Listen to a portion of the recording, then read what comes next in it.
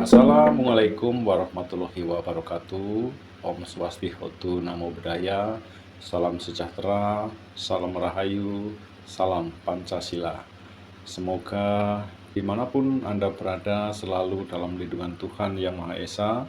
Semoga segala berkah ada pada Anda.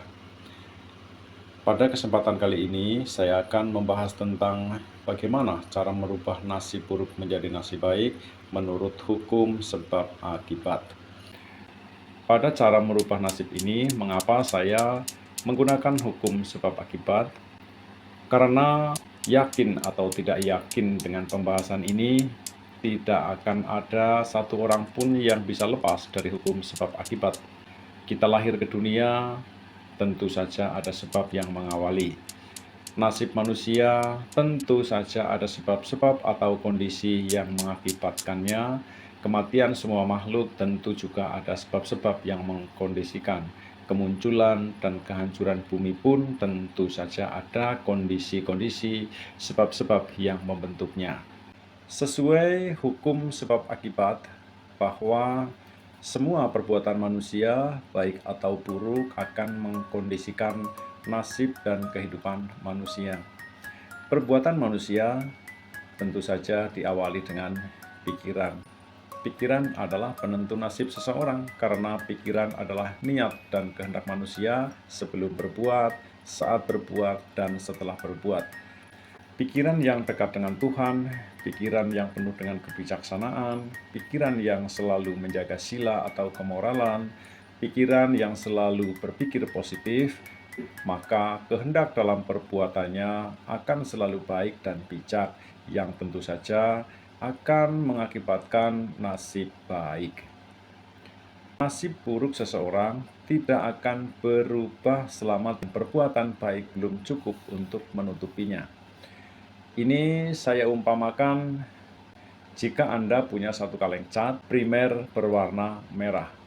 Jika satu warna primer merah tadi bercampur atau tercampur dengan warna primer kuning, maka percampuran itu akan menjadi warna sekunder, yaitu warna jingga.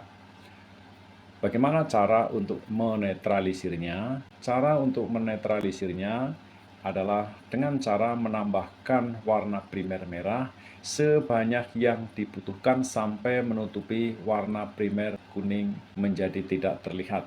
Ini bukan berarti warna kuning akan lenyap ya teman-teman, tetapi hanya melemahkan warnanya saja sehingga warna kuning tidak mampu lagi menghasilkan warna yang dominan kuning lagi, tetapi masih tetap ada. Jika Anda pasrah tetap mencampurkan kedua warna primer tadi, maka akan menghasilkan warna oplosan yang baru, yaitu warna sekunder jingga. Jadi, tentu saja yang bisa merubah nasib adalah kita sendiri. Dan jejak rekam perbuatan manusia tidak akan hilang, melainkan hanya tertekan dan tidak muncul. Perbuatan yang paling kuatlah, yang paling banyak, yang akan dominan muncul memimpin di atas. Kemudian, cara terbaik merubah nasib buruk menjadi nasib baik menurut hukum sebab akibat adalah dengan cara: satu, Anda harus rajin melakukan ibadah sesuai agamanya masing-masing. Yang kedua, Anda harus melakukan perbuatan baik tingkat tinggi. Di bagian ini akan saya jelaskan detailnya kemudian. Silakan simak video ini sampai selesai.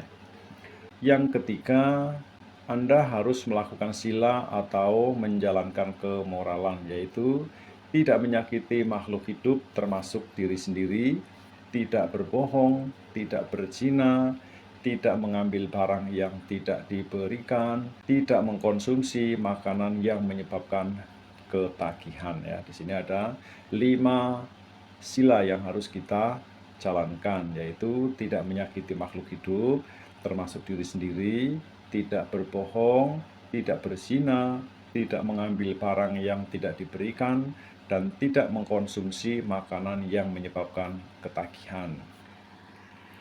Jika nasib buruk tergolong berat, maka Anda harus benar-benar bertekad dengan kuat untuk melakukan semua hal baik di atas agar nasib Anda berubah menjadi baik. Jika sudah melakukan hal-hal di atas namun nasib belum berubah, ini disebabkan perbuatan baiknya belum cukup. Maka lakukanlah terus-menerus dengan keikhlasan yang tinggi dan harus Anda yakini bahwa perbuatan sekecil apapun pasti akan ada hasilnya. Jadi lakukanlah terus-menerus perbuatan baiknya dengan ikhlas tanpa pamrih. Dengan tidak adanya pamrih, maka hasil kebaikan akan muncul. Teman-teman, berikut adalah urutan keadaan pikiran yang akan menentukan perbuatan baik tingkat tinggi sampai tingkat terendah. Dalam tingkatan amal ini, ada perbuatan baik yang menghasilkan pahala paling besar dan ada juga yang tidak menghasilkan pahala apa-apa. Silakan simak sampai selesai. Perbuatan baik yang pertama ya, kategori yang paling tinggi, jenis yang menghasilkan pahala paling besar. Pikiran berbuat baik munculnya tanpa ajakan, disertai dengan perasaan senang, memiliki pandangan benar. Ya, saya ulangi ya teman-teman. Kehendak berbuat baik munculnya tanpa ajakan, disertai dengan perasaan senang, memiliki pandangan benar. Ini merupakan perbuatan baik yang paling tinggi yang memiliki pahala paling besar karena memiliki 3 syarat lengkap sehingga sangat kuat. Ini yang akan dominan menjadi pemimpin nasib kita. Contoh dalam tingkat ini, misalnya Anda mencari ide dan menentukan sendiri untuk membantu orang lain dalam jangka waktu tertentu, atau setiap hari sebagai rutinitas. Lalu Anda menyisihkan uang misalnya 2.000 setiap harinya. Setelah sebulan atau dalam jangka waktu tertentu, lalu Anda membawa uang tersebut ke tempat yang pantas untuk dibantu. Kemudian Anda melakukan sesuai janji Anda dalam jangka waktu berapa lama. Tetapi saya menyarankan untuk melakukan terus-menerus sebagai kebiasaan baik Anda dalam kehidupan. Atau misalnya kita melihat seorang kakek kelelahan memikul beban dagangan. Kemudian kita tergerak hatinya untuk membantu, lalu kita membeli dagangannya, meski kita sendiri tak butuh barangnya, tetapi kita bisa mendanakan kembali barangnya kepada orang yang membutuhkan. Kemudian kita membeli tanpa menawar karena tujuannya kan kita hanya untuk membantu. Dan kita juga kalau bisa membayarnya dengan uang lebih. Nah, ini adalah salah satu contoh kehendak munculnya dari diri sendiri tanpa ajakan orang lain. Ya, kemudian pada saat kita berbuat baik, misalkan tadi kita membeli dagangan kepada seorang kakek, pada saat kita membeli disertai dengan perasaan senang ya. Kita menyerahkan bantuan dengan adat sopan santun yang sangat baik. Kemudian kita merasa puas karena kita mendapatkan kesempatan itu yang sebetulnya tidak semua orang bisa memiliki kesempatan yang sama dengan kita. Sehingga kita merasa ingin membantu kembali jika ada kesempatan dan ada yang membutuhkan. Kemudian kita merasa puas karena kakek pedagang tadi pasti senang sekali ya telah kita bantu. Ini adalah wujud perasaan senang saat berbuat baik. Kemudian contoh berpandangan benar ya. Sebelum kita membantu, saat kita membantu, atau setelah kita membantu, kita paham bahwa memberi bantuan adalah suatu hal yang bermanfaat bagi orang lain, terlebih bagi mereka yang sedang sangat membutuhkan.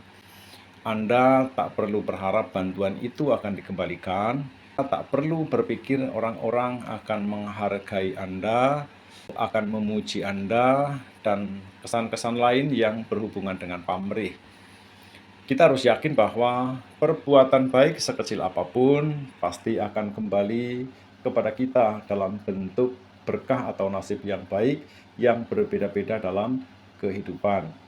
Perbuatan buruk sekecil apapun pasti juga akan kembali kepada kita dalam bentuk nasib buruk dalam kehidupan kita.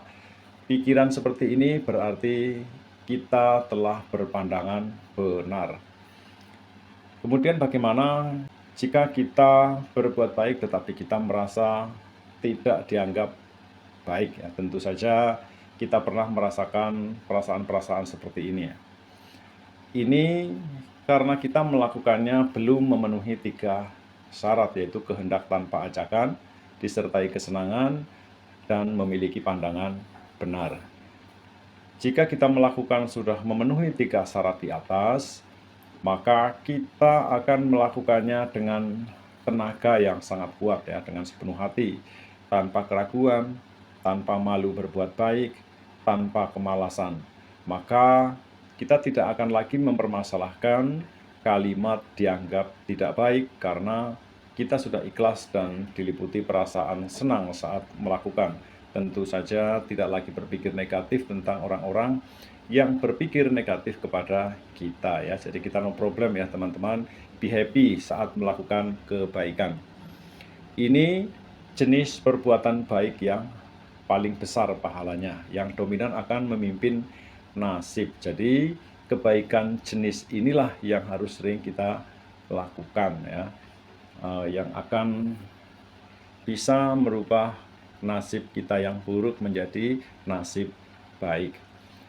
Kemudian perlu kita ketahui ya teman-teman, bahwa tingkat tinggi atau rendahnya perbuatan bukan hanya dari jumlah banyak atau sedikitnya bantuan yang diberikan, tetapi selain dari jumlah juga perbuatan yang telah memenuhi 3 syarat kebaikan, yang kemudian seberapa sering kita lakukan ya, perbuatan yang memenuhi 3 syarat kebaikan tadi, itulah yang akan dominan memimpin nasib kita. Jika ini keadaan pikiran yang buruk atau berpikir jahat ya, kemudian kita juga lengkap memiliki 3 syarat di atas ya. Pikiran buruk datangnya dari diri sendiri, kemudian pada saat kita melakukan keburukan juga kita merasa puas ya, misalkan kita ngeledek orang ya. Sering kan ya kita melihat orang pada saat ngerjain orang, sepertinya perasaan orang itu senang sekali ya. Nah, ini adalah satu contoh bahwa berbuat buruk diliputi dengan rasa senang. Nah, apalagi ditambah lagi dengan tidak memiliki pandangan benar ya. Jadi orang yang suka ngeledek orang ini tidak bisa merasakan bagaimana jika kita yang dikerjain atau yang diledekin ya. Jadi kadang-kadang orang berbuat buruk ini tidak akan bisa merasakan bagaimana penderitaan orang. Nah, ini berarti ciri-ciri orang itu tidak memiliki pandangan yang benar ya. Jika orang berbuat jahat meskipun kecil tetapi memiliki 3 syarat, yaitu kehendak muncul dari diri sendiri tanpa ajakan, disertai kesenangan, kemudian memiliki pandangan yang jahat atau tidak memiliki pandangan yang benar. Maka sebetulnya ini adalah perbuatan tingkat tinggi ya, yang jika sering dilakukan maka akan mengakibatkan nasib buruk yang dominan muncul. Kemudian perbuatan baik tingkat kedua ya. Jadi di sini ada 2 syarat yang baik. Ya, ini masih dalam kategori tingkat tinggi ya, memiliki 2 syarat yang baik, yaitu keadaan pikiran atau kehendak pikiran muncul dengan ajakan, ya, munculnya ini dengan ajakan, disertai dengan perasaan senang, bersekutu dengan pandangan benar. Nah, di sini memiliki 2 poin ya, 2 kekuatan yang akan mendorong perbuatan baik ini akan kuat. Contoh dari perbuatan jenis ini misalnya seperti tadi, ada seorang kakek yang berjualan memikul dagangan, kemudian belum laku, kita yang melihat sebetulnya kita tidak ingin untuk membantu ya, kita cuek sebetulnya tadinya. Tetapi ketika kita mendengar ada orang mengatakan kasihan terhadap si kakek itu, kemudian kita baru berpikir untuk membantunya. Nah, berarti kehendak perbuatan baik kita muncul dengan ajakan atau karena ada isyarat dari orang lain ya. Tetapi karena kita memberikan atau membantu dengan perasaan puas, perasaan senang ya, jadi ikhlas, kita memberikan juga dengan sepenuh hati, lalu kita memiliki pandangan yang baik, memiliki pandangan yang benar, kita menyadari bahwa kakek itu memang perlu dibantu, sehingga kalau kita membantu, tentu kakek itu akan merasa senang ya, dan kita sadar bahwa perbuatan baik sekecil apapun juga akan kembali kepada diri kita dalam bentuk yang berbeda. Nah, berarti ada dua syarat kebaikan yang terpenuhi ya. Jadi ini masih tergolong perbuatan baik masih tingkat tinggi yang kedua.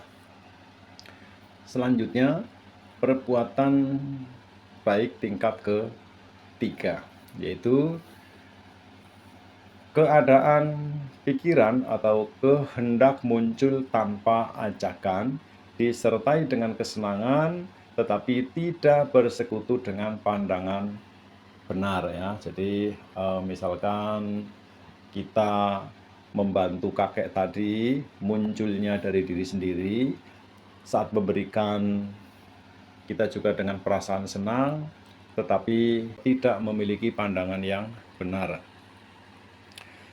Kemudian yang keempat, keadaan pikiran atau kehendak muncul dengan ajakan, disertai dengan kesenangan, tidak bersekutu dengan pandangan benar ya. Jadi kehendak yang baik munculnya dengan ajakan ya, jadi ada yang membisiki, ada yang memberi isyarat kepada kita.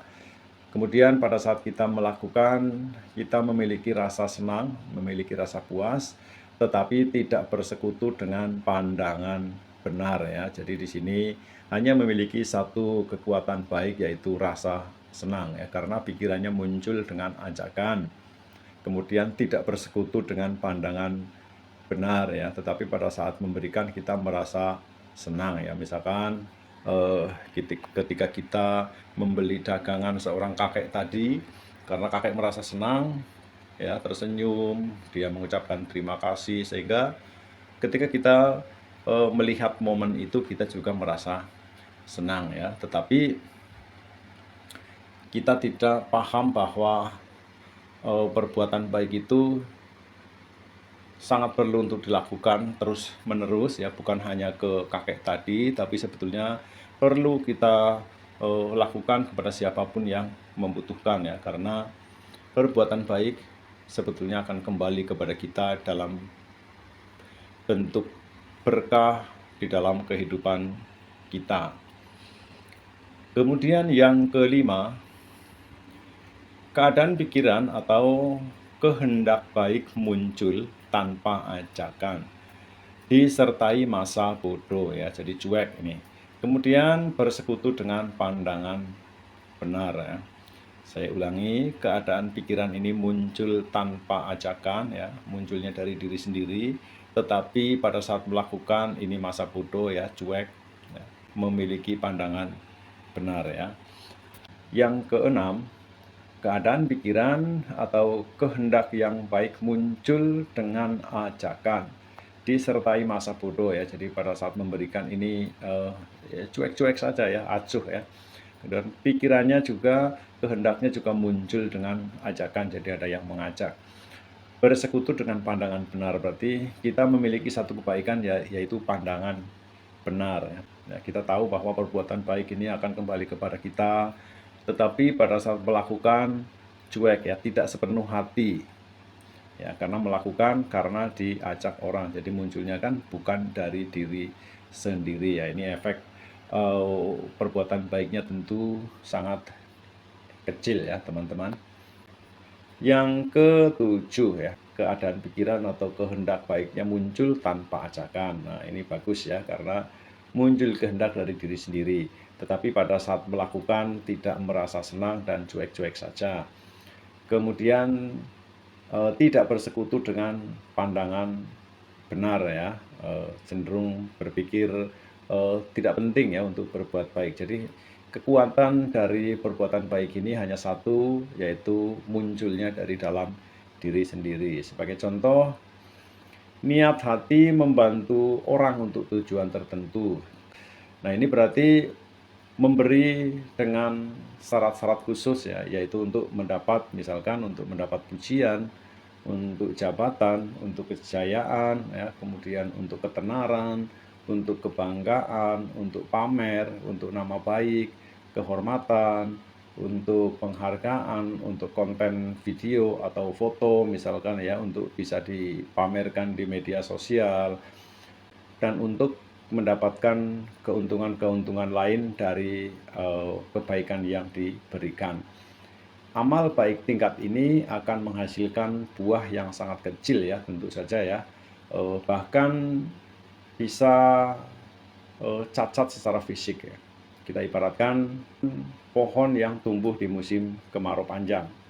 Cuacanya tidak menentu, jadi tidak bisa mendukung pohon ini untuk tumbuh sehat, dan kemungkinan juga akan berbuah cacat, dimakan hama atau gangguan lain yang menyebabkan buah menjadi cacat karena hanya satu kekuatan kondisi yang mendukung berbuah, yaitu jenis pohonnya memang jenis pohon yang tahan panas ya, jenis pohon yang kuat.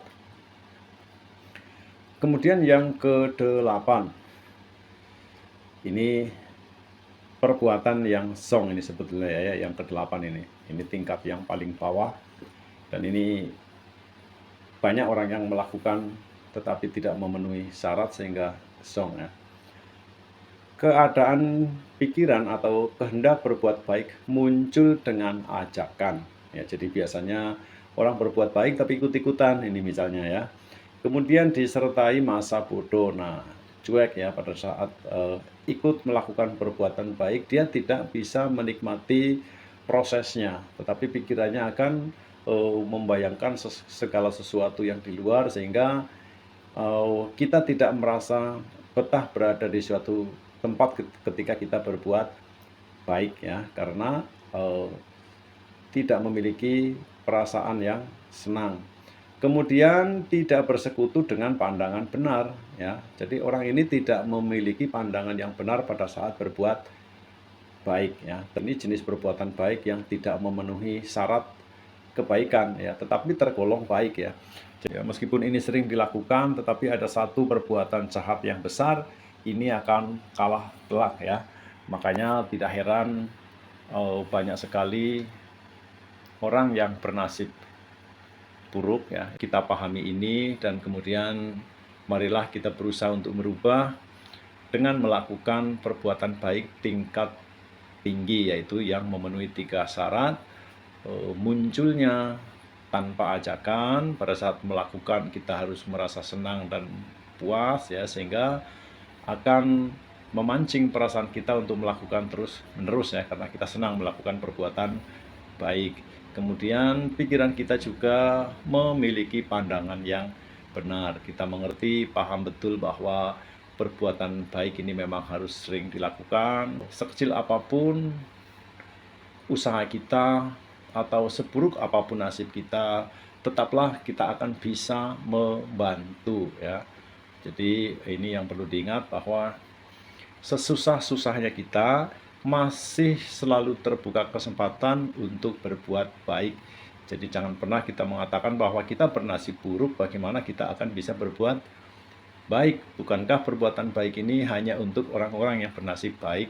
Nah, ini yang harus kita rubah pemikiran-pemikiran ini, bahwasanya setiap manusia memiliki kesempatan untuk berbuat baik ya. Silakan kita cari caranya. Kita akan berbuat baik dengan cara yang seperti apa. Yang penting satu, kehendak dari diri sendiri ya, kehendaknya tanpa ajakan. Pada saat melakukan kita merasa senang, sehingga kita akan melakukan terus-menerus karena kita sedang berbuat baik. Kita berpandangan benar ya, karena perbuatan baik tentunya akan kembali kepada diri kita dalam bentuk yang berbeda, yaitu dalam bentuk berkah kehidupan, dalam bentuk nasib baik tentu saja. Demikian pembahasan saya tentang bagaimana cara merubah nasib buruk menjadi nasib baik. Jika ini bermanfaat, saya mohon bantuan Anda.